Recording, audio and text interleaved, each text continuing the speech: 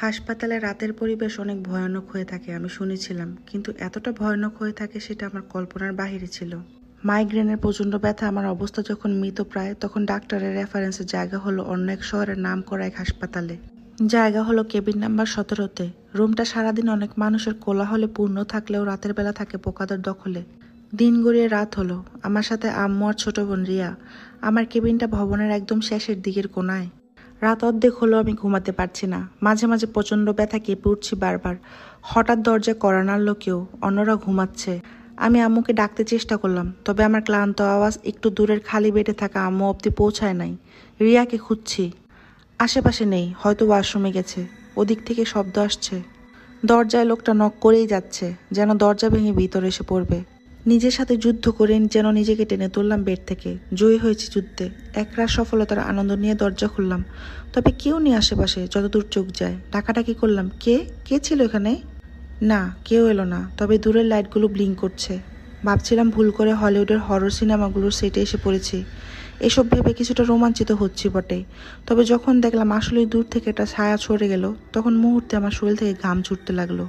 ফিরে এলাম নিজের বেডে। নিজেকে জোর করে চোখ বন্ধ করে রাখলাম। জানি না কখন ঘুমিয়ে পড়েছি।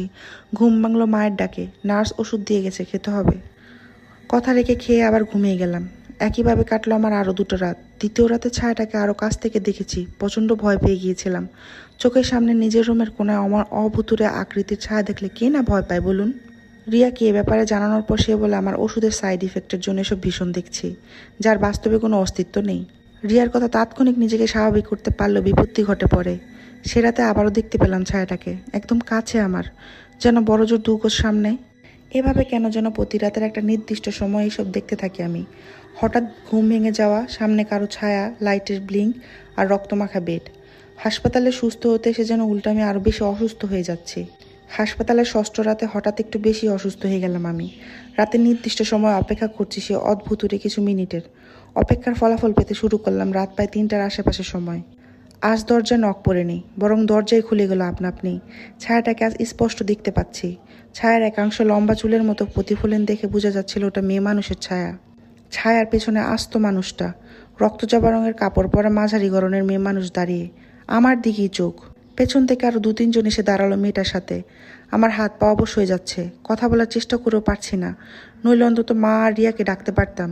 মেয়েটা ওখানে দাঁড়িয়ে আছে, নিজে নিজে কিছু একটা দিয়ে নিজের হাত কেটে রক্ত বের করছে, এরপর পা।